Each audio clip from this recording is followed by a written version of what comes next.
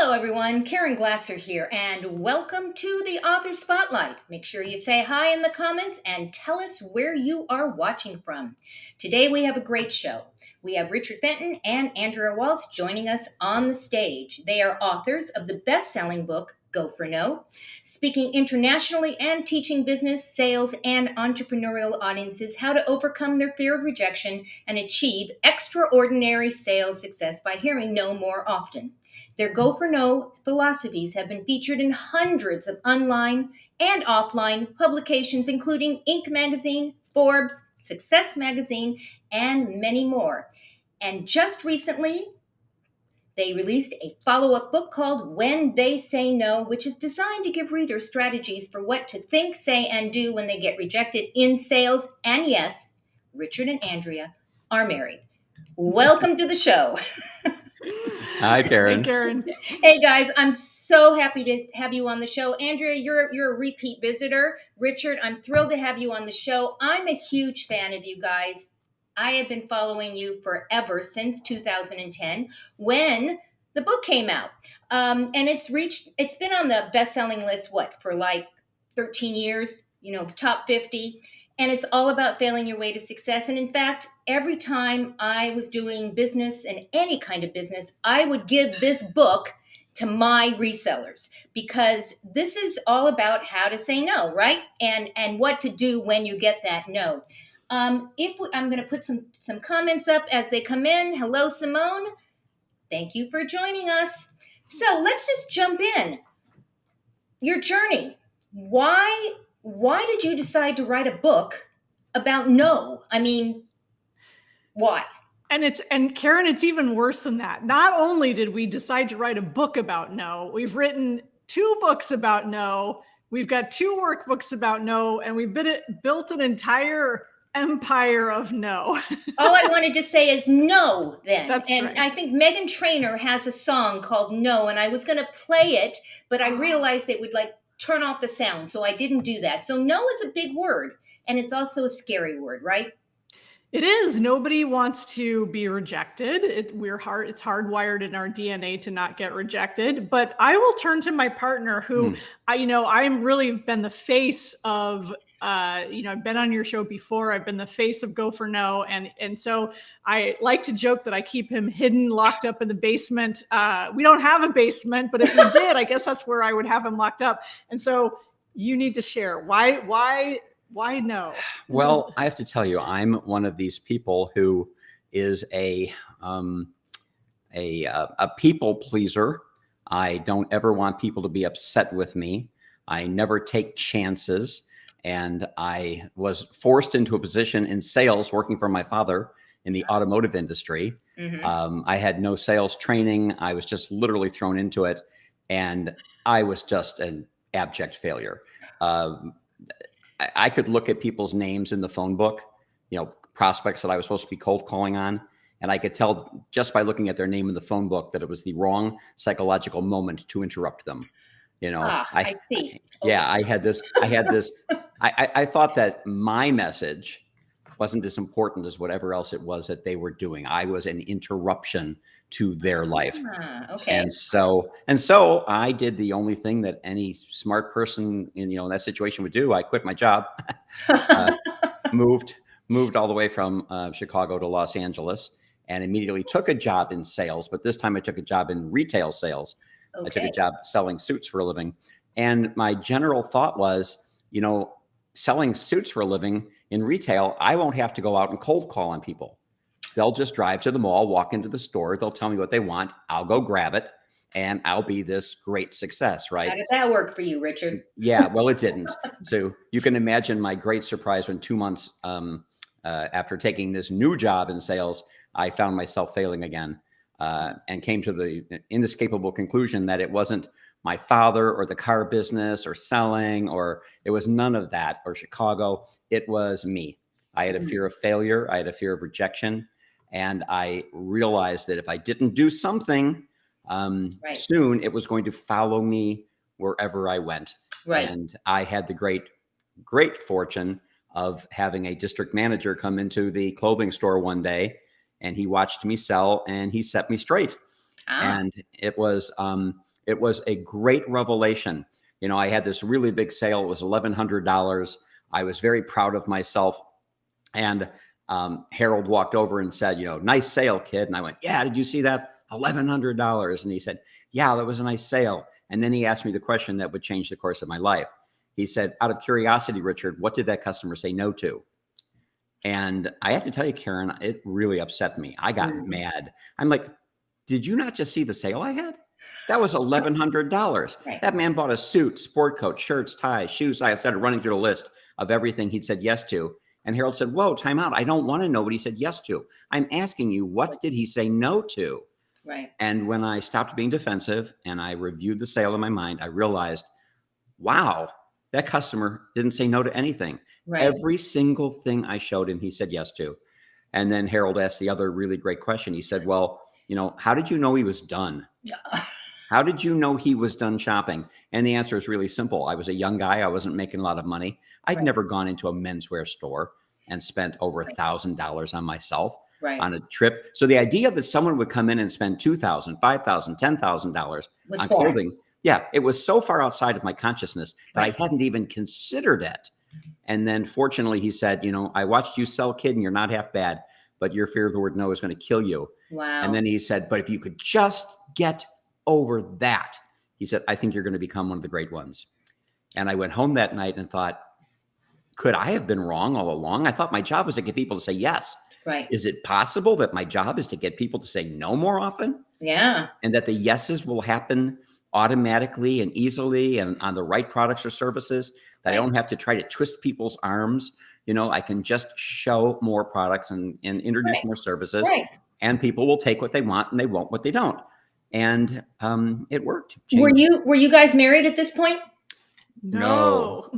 This is earlier. And I did use that concept, though, in that company to become an award-winning salesperson, a manager, a trainer. And then I moved over to Lens Crafters, where I became a trainer. And that's where we met. Wow.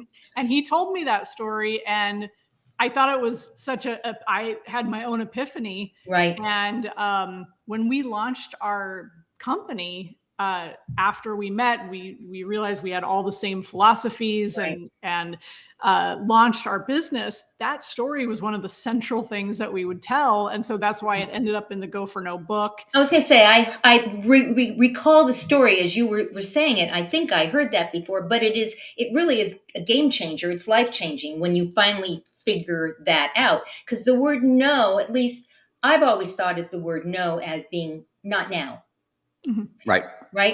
And I told you that I actually gave the books out, but what I didn't tell you is that when I went to BNI meetings and when I went to other networking meetings, I would do presentations on this. And I would tell people, you know, put pennies in your pocket or raisins or M&Ms if you're so inclined, but you might eat them, and literally taught your way of doing it. And I have to tell you, to a person, everyone is like, wow, just changing your relationship with the word no. And it makes sense, guys. The more no's you get means the more yeses you're going to get. Absolutely. And it's like it's one of those timeless truths. It's like and we use failure also in place of the word yes and no. So failure and success, you can look at it that way, even from an innovation standpoint. The more you are willing to fail, the more opportunities you have for success. You've got to be willing to fail. And so this applies to anything that you want to do in life, in business, across all industries. Across all industries. If you're just tuning in right now, we are talking with Richard Fenton and Andrea Waltz all about not just Go for No, which I'm going to put the book up right now. If you have not gotten this book, guys, go scan this, take your phone out, just scan it, go pick it up, because this is where it started, right?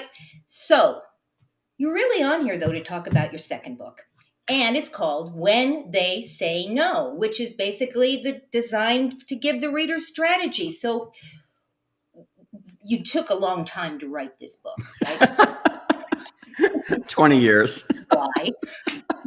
Yes, why? Explain to the listening and watching audience. Well, first off, we have a general philosophy, and that is that publishing a book is kind of like giving birth to a child. A lot of people think that, that you publish a book, you put it on Amazon, and it sells on its own. Just Yeah. like that. And then after a year or two, it's not selling, and then they abandon it. Well, you don't abandon your kid, you raise them to adulthood. So we took an approach with the Go for No book, that we were going to stick with that message and deliver that message. And there were 7 billion people on the planet.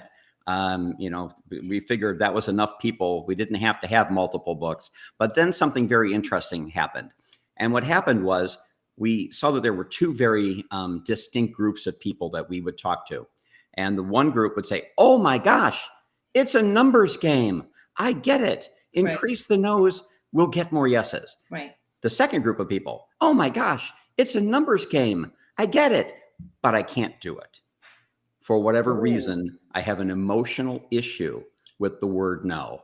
Or when I do hear the word no, I stumble and I stutter and I don't know how to navigate my way through it. Right. And so when we came to the realization that there were these two very distinct groups, we said, we have to do more strategic training. We have to do more emotional and psychological based training. And we have to provide a few more tools for people who have increased their no's, but now they want to know what to do next. And so that's When They Say No. That's how that book came about. Great title. And Simone's asking, and I think that's probably part of the differences, right? What the difference is in teaching between the two books. The Go for No book is done like a story. It's actually like, which is great. It's easy reading and you get through it. Is this book done as a story as well? So When They Say No is not. And because Go for No, really, to kind of dig into her question, which is a great question, it's so much about I think the philosophy of failure and success told through the fable. And just for Simone's benefit, it's about a guy who goes to bed one night. He's an average salesman. He wakes up the next morning in a fabulous, beautiful house. He discovers that this house belongs to a future 10 years in the future version of himself. Great. And he's wondering, how did this super successful me come to buy this house and apparently have all the success? And it is through some journeying and some actually talking to this future version of him where he learns the secret of Go for No. So it's very much, I think, about the philosophy and the concept. There are a couple tactical things, but in When They Say No, as kind of Richard was saying, it's a lot more tactical. It is what to think, say, and do when you get no. It is a lot more like, I think it's almost like a recipe guide. If you get rejected, you go like, okay, let me flip through here and see what of these 41 strategies should I apply to this situation? Did I really listen? Do I need to be more accepting of this? Is it time to say next and move on and don't look back? And so that's really they're both based in the idea, though, that you need to fail your way to success. Is it okay to say, okay, I've done it, I've tried, I've gotten a gazillion no's, it's time for me to move on to the next person? Is that what you're suggesting? Or is there always a way to get that sale? The answer is yes and no. It is a complicated, it's as complicated an answer as there are people, and people are complicated. All situations exist. When we first wrote Go for No, we had a very simple attitude. And that was, when they say no, you say next. In other words, if somebody says no to you, smile, accept it, move on. That was good advice in some certain circumstances. It was very bad advice in other circumstances. If you're a Girl Scout selling Girl Scout cookies door to door, and you knock on a door and you say, hi, would you like to buy Girl Scout cookies? And the person says no. Well, you don't want to sit and spend your time trying to convince this person that they should. Just say thank you and move on to the next house, because there's an endless number of doors to knock on. Yes. And so when they say no, you can just say next. Unless, let's say, you sell airplane parts to the 6 major airlines in the world, and that's the only customers you have. There are 6 of them. And all 6 have said no to you. Well, there ain't no next. There's no one else to go to.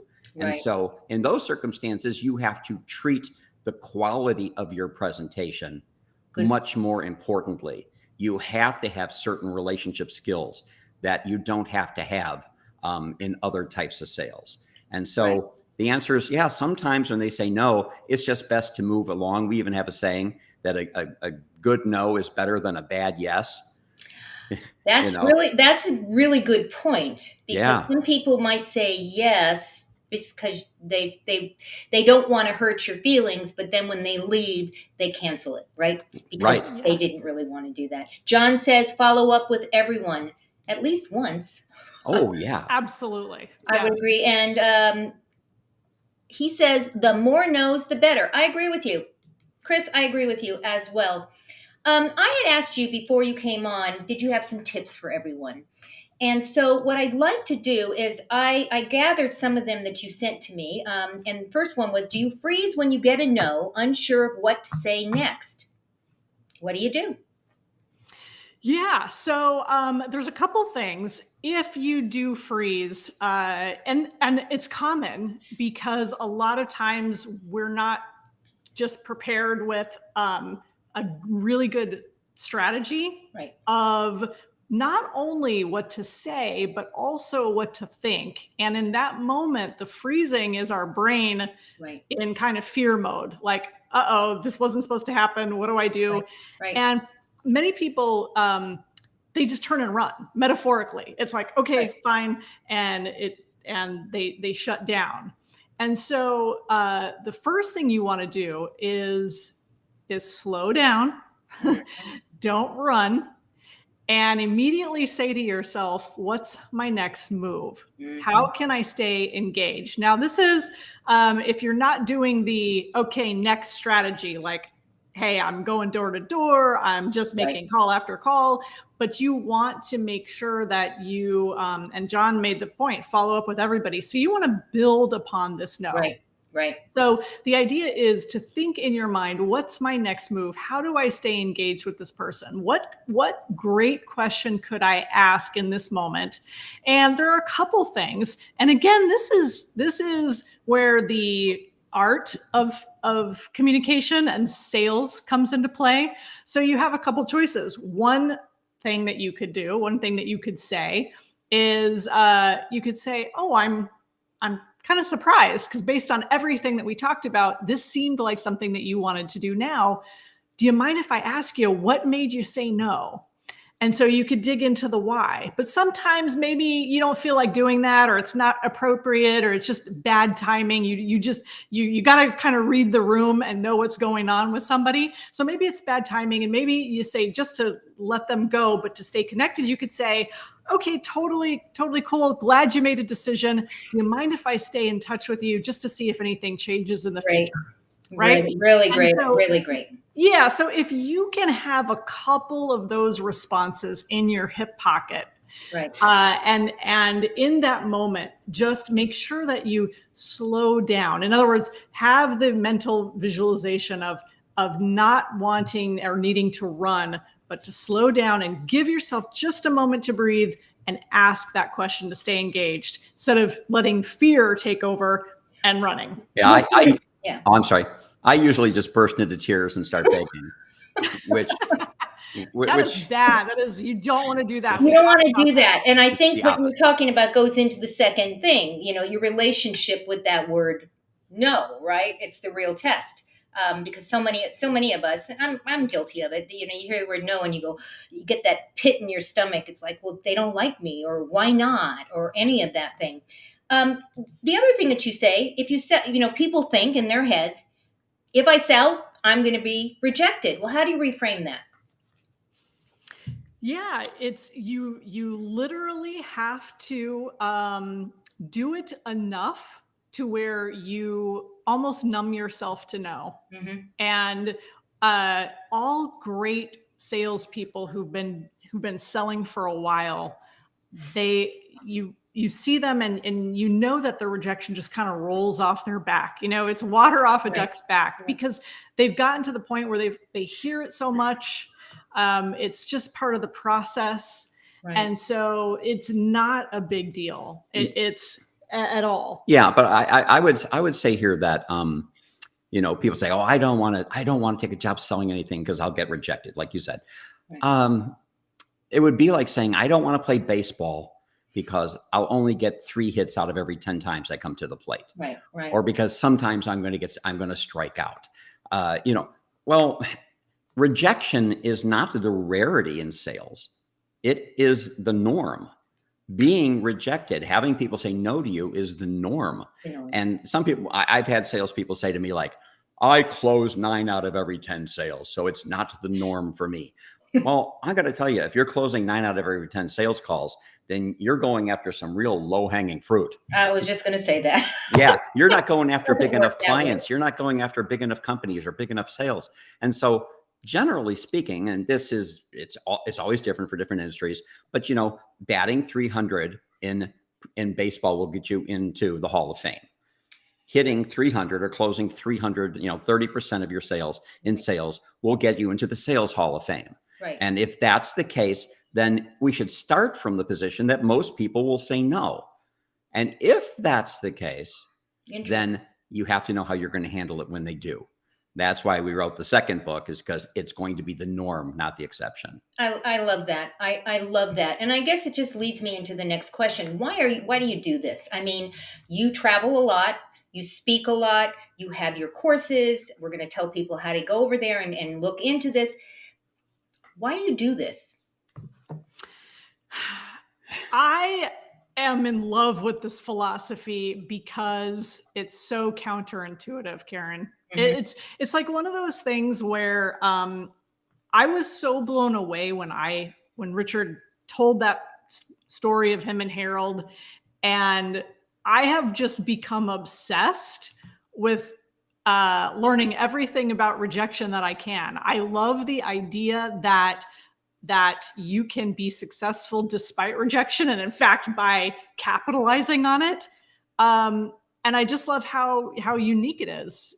There's nothing out there quite like it. So for me, I do it because I got addicted early on to seeing the light bulb go off in people's mind. Like, you can see the facial expressions, you can see the change, like it did for me. And so I have become addicted to that, to seeing that in other people. When I hear people say, I read your book and I had an epiphany and I wish I had read it 30 years ago. And I just love that. I go like, that's so great. And it's just, I don't know, there's nothing like it. Why do you do it, Richard? Why do you continue in this field? I do it because I was so debilitated by it. And when I was lucky enough to get one person who could have ignored me, Harold could have ignored me. Harold could have said, that kid's never going to make it. He could have gone in the kitchen and had a donut. He took the time to come over and talk with me about that interaction and to help me see something differently.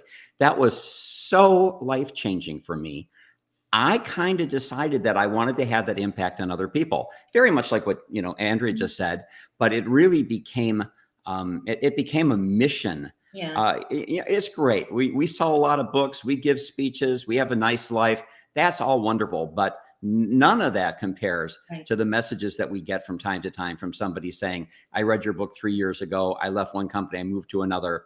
My whole sales team now is, and I just became the vice president." I love that. Yeah. Yeah. And so, it sounds a little corny, but the whole idea that we're out here to change lives. I can't think of many things that change lives more than people understanding that if you hear the word no, it doesn't mean that it's over. Because it's not just business, it's personal, it's relationships, it's everything. And I 100% agree with you. John says, I used what I learned from Star Trek 2, where Kirk reprogrammed the test to be able to rescue the ship. Redefine what success means to you. Did you do the presentation correctly? That's a success. So it's just reframing a lot of this, right? Great comment, John. And he also says, when you remove fear, confidence soars. John, I don't know who you are, but these are great, great comments. Thank you for participating and being part of this. So we've been talking about the second book. When they say no, go ahead and scan this or click the link that's in the comments. Do whatever works for you and go pick up a copy of this. Now, I know I'm getting some text right now. People are saying, well, so how do we stay in touch with you guys? So I'm going to tell them. First of all, I asked you at the beginning of the show, were you still doing your motivation newsletter? Because when I first got introduced to you, I signed up. So yes, you are. Go to goforno.com, sign up, and you get one, I think, once a month, if I'm not mistaken, right? You can follow Richard and Andrea on social, all social, just go for no. Imagine that. And then go to the website, the new website, when they say no book.com. What are they going to find over there? The book. When They Say No book goes actually to the Amazon page. Oh, there you go. Well, then go over there and do it that way. Any last minute thoughts you want to share with our audience about that wonderful word no, which none of us ever thought we would say it's a wonderful word, but it really is? Any last thoughts? Yeah, Karen. So you said it's not just business, it's life. And one of the things that we have done is fun things is every 6 to 8 weeks, for most of last year, I did a Go for No 21-day challenge, and which was really fun. And part of that challenge is every day people would set a no goal and see how many no's they could get. So my advice to people always who say, I want to dip my toe in this, how do I just get started, is to just be mindful of how many no's you're hearing, and to remove those assumptions if you have any, like, oh, they're just going to tell me no, or, they're not going to do this, or they're not ready. And to make the ask, to go for it, to go for no. And if you are so bold as to set a no goal, see if you can get 1, 2, 3 no's in a day. And it's amazing what can occur when you do that.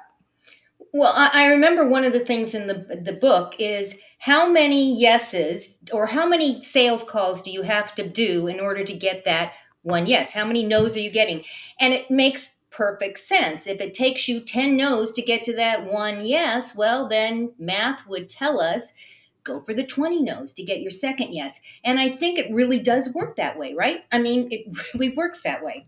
It absolutely does. And the worst part for a lot of people is that they set what we call yes goals rather than no goals. A no goal would be to get 10 no's. Some other people will say, well, I'm going to set my yes goal. I need to get 1 yes. Okay, so what if the first call you make on Monday morning is a yes? What do you think most people do for the rest of the week? Right? They skate. They slow down. They do paperwork. They take an afternoon off.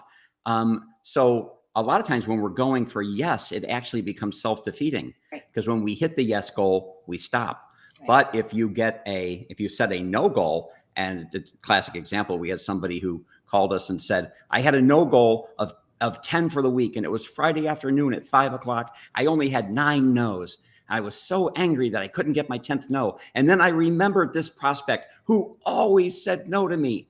I thought, great, I'm going to get my 10th no. I dialed the phone and he said yes. And then he said, I'm not sure how to feel about this. And that's where the whole, switch flips. And suddenly you go, oh, wow. Okay. So now you're actually going for no, and the yeses are happening without pressure. That's the big change. And then it becomes fun. And then the whole thing becomes fun. Yes. I want to thank you guys for joining me today. I always love talking to you, Andrea. Great to talk with you, Richard, about the books. If you haven't picked up a copy, go pick up a copy of Go for Mo. Go pick up a copy for When They Say No. All of these things are going to help you guys. Trust me. I know. Trust me. We appreciate you guys. We appreciate, because we know that you have a choice as to where you spend your time. You chose to spend it with us today. Go out, give somebody an awesome day. We'll see you next time on the Author Spotlight. Goodbye, everyone.